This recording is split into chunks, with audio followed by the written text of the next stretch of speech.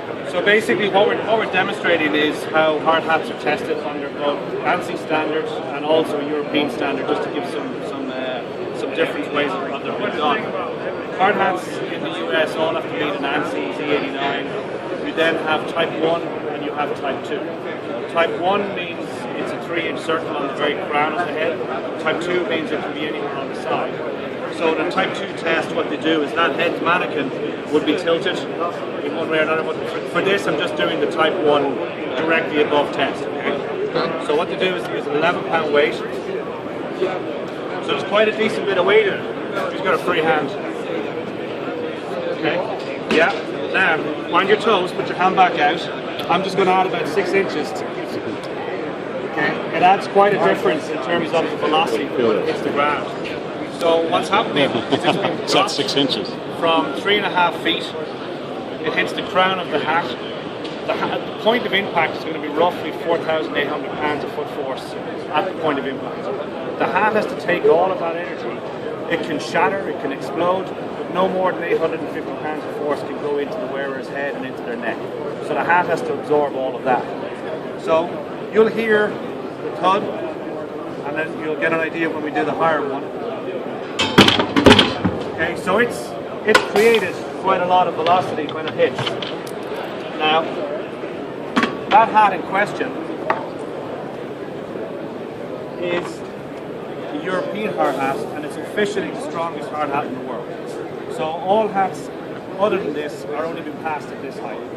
This one is now going to pass at the extra 9.5 feet. And the way we do it is the shell has an EPS liner on the inside, so you have a much stiffer and much harder plastic on the outside, but you also have an extra degree of protection on the inside.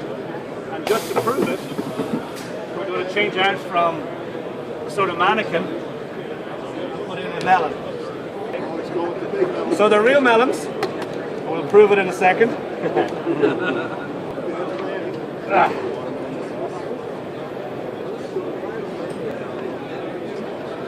So not that your head would be that big, but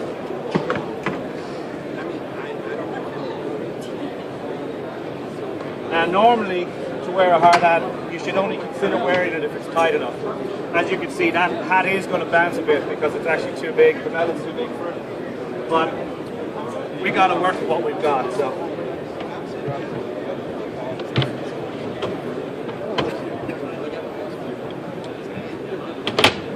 So as you saw, the typical ANSI, the American test, is from this 3.5 feet mark. We're still using the same 11-pound ball. What we're now going to do is we're going to add it up to 9.5 feet. So you've now got 3 times the force when it hits the crown of the head. But the hat can still only pass on the same 850 pounds of force to the wearer's neck. So the hat now has to do a whole lot more work. Hard hats also, under ANSI, are only required to be hit once. Okay, so in theory, once it's used, the hard hat's thrown in the bin and you buy a new one. This hard hat, as you've seen, we've already used it once. It's one of the only hard hats in the world to be rated for multiple impacts. And that doesn't mean when you have an accident with it that you wear it again, because you should throw out a hard hat as soon as it's had an impact regardless. But it's in the event of a single accident having multiple hits. Okay? So the ball goes a lot faster. The melon, thankfully, is still intact. And the hard hat is still intact. Okay? Now, I don't recommend you wear it again, but you know it can be done. So now, just to prove that it is a melon, hold on for me for a second. We're going to bust the melon.